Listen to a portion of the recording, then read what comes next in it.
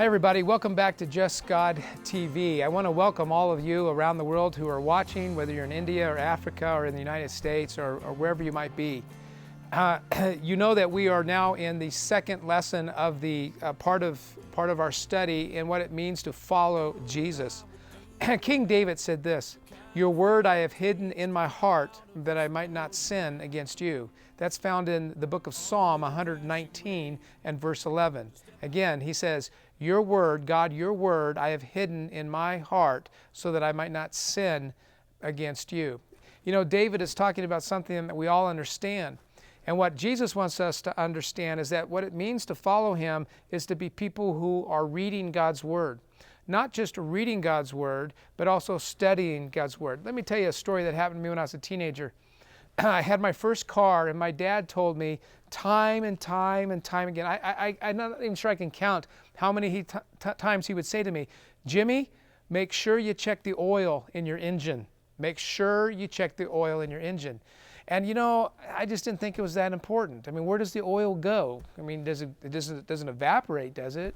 Well, actually, I guess it kind of does in some cases. So one day driving up the mountain, as I was going up the mountain to where we lived, all of a sudden I heard these clinking sounds and noises and smoke. And basically what I did is I blew up my engine.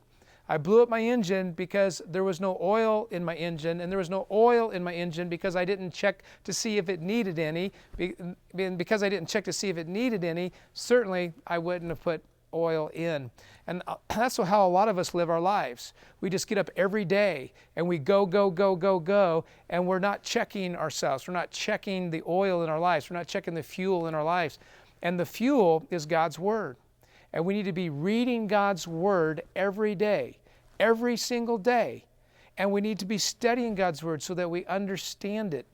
Because when we get in situations in life, what God promises to do is to remind us what we've read, to remind us what we've memorized, to remind us how to apply those things to our lives. So last week we talked about the fact that to follow Jesus means to follow him publicly.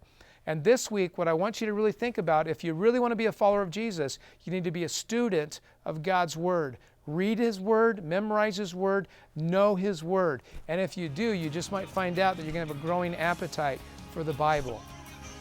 Until next time, thank you for joining us here at Just God TV. I'll see you next time.